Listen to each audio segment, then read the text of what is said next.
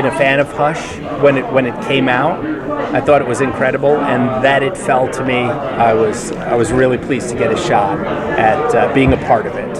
Were you interested in being as close to the original story as possible, or because of the nature of the animated medium, were you interested in adding new things to kind of make the story feature length? Well, I love the entire Batman Hush saga, and as soon as they do the 10-episode version, I'm watching that.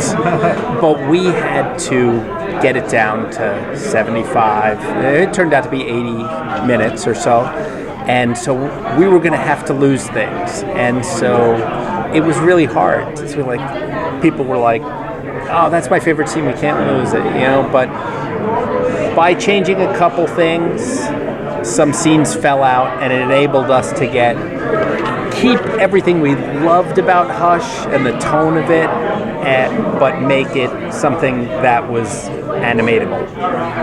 Are there any other DC titles you would really like to see animated, or obviously that you would like to write? You know what? There's one that I read, I don't know how old it is, a couple years ago, but the War of Jokes and Riddles, I'd really like to do that one. It's a year and a half old, yeah. Yeah? All right, so that one I got new. And boy, there's a Justice Society story, that's World War II and Nazis, and who doesn't like that, So those are two that I'd love to do. Was there anything that you added into this that wasn't in the comic that you felt like was necessary to tell the story? Well, because of the problem we had with length, I was looking for places where in the story there are a lot of kind of red herrings, and I was like, what would happen if one of these red herrings was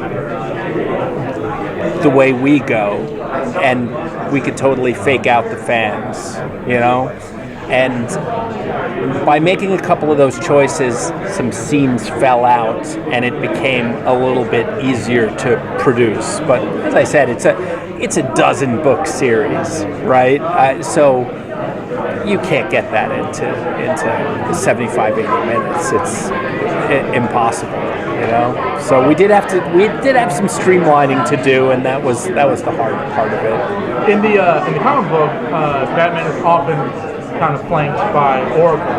In the animated movie, you saw by the trailer that Barbara Gordon's Batgirl. Is her role any similar to the comic, or does she take a new role because she's a different person?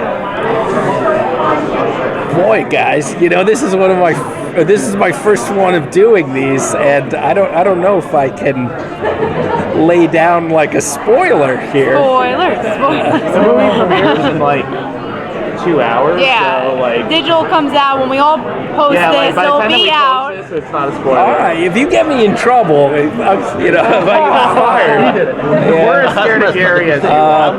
Taking hits nowhere. Oracle got trimmed. I'm sorry. Was there any particular character within that story that you connected with more as you were writing it? You know what? I really like Nightwing. If there was a character whose role maybe slightly expanded a little bit, it was Nightwing. I just love writing for Sean on this, and I just thought he had a lot of great scenes in the comic with Batman and their relationship of him kind of saying, hey, this is okay for you to be in this relationship. I really advise you to do it. And Batman's like, shut the hell up. But he does listen. He respects Dick Grayson. He respects Nightwing. So it kind of shows his sway. And which character's voice was the hardest to find? Let me see. They were also well thought out and portrayed in the comic, that it wasn't like, oh boy, this is a tough job. There might have been some characters that weren't used as much, but as I said, they probably got dropped in the slimming process. I just had we just had very good source material, right, to use. So I guess I had a little bit of trouble with Commissioner Gordon, trying to give him something different, But I think it turned out fantastic, and certainly the voice work was great. Would you want to do a sequel for this story? Because there are obviously other Hush stories in the comics. Heart of Hush. Yeah, Heart of Hush. That would be really cool. I would be psyched to write that. In the original comic, as you mentioned, it's 12 issues. It is kind of episodic. There are a lot of characters kind of pop in, like Nightwing is in mainly one issue. Superman is mainly in one issue.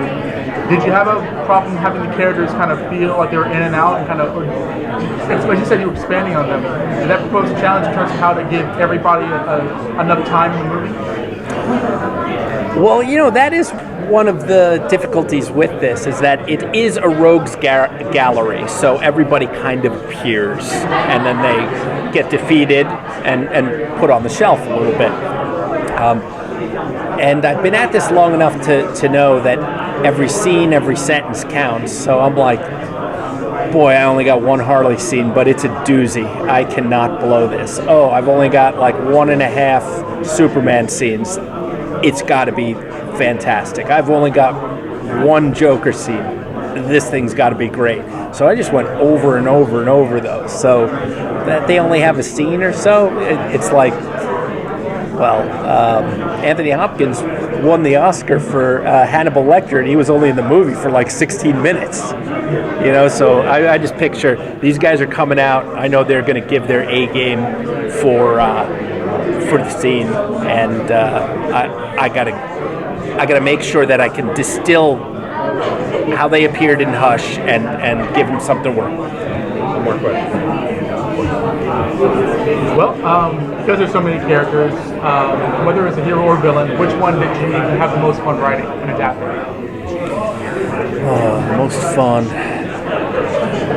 Boy, I really like doing those Joker and Harley scenes. I guess tie between those guys, but just everything. It's such a good piece by Jeff Loeb and Jim Lee. I was so happy to do it, and those so iconic, those covers, the scenes and stuff. So it was just a pleasure. So were you aware of the story, before the movie? Did you read it before or during? Oh, I had read it when it came out. Oh, nice. Yeah. The funny thing was, when I first read it, I was drawn to the Jim Lee art as a fan. I was, I don't know, I don't know how old I was, but that's what got me like, whoa, look at that comic. Look at that cover there, Joker with that bang gun. Look at Superman covered by Ivy's vines, right? But when I got the assignment to do it, then I really noticed Jeff Loeb's words and all the stuff he was setting up and trying to do, So I got to really read it twice and notice the two different things in different ways. Fun stuff. All right.